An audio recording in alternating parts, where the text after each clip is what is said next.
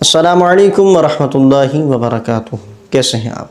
سوال یہ ہے کہ اگر سردی میں کسی نے لوشن لگایا یا ویزلین وغیرہ لگائی ہاتھوں پر، منہ پر یا پاؤں پر، تو اب اس کو وضو کرنے سے وضو اس کا ہو جائے گا یا پہلے اس سے صابن سے یہ سارے اعضاء دھونے پڑیں گے، ہاتھ بھی، چہرہ بھی اور پاؤں بھی، اس کے بعد وضو کرنا ہوگا؟ تو اس حوالے سے رہنمائی کی جائے۔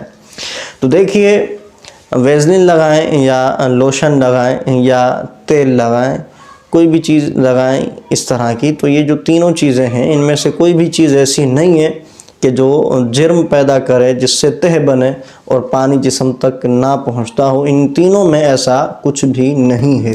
تو چاہے آپ نے تیل ملا ہو جسم پر یا ویزلین لگائی ہو یا لوشن لگایا ہو، تو اس سے وضو کرنے سے وضو ہو جاتا ہے، صابن سے دھونے کی ضرورت نہیں ہے، بغیر صابن کے بھی وضو ہو جاتا ہے۔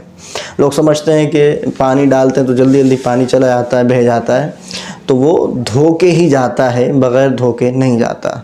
تو ویزلین، لوشن اور تیل ملا ہو جسم پر اور بعد میں بندہ وضو کرے تو اس سے وضو ہو جاتا ہے۔ تو امید ہے میری بات آپ سمجھ چکے ہوں گے۔ ویڈیو کو زیادہ سے زیادہ لائک اور شیئر ضرور کیجیے گا۔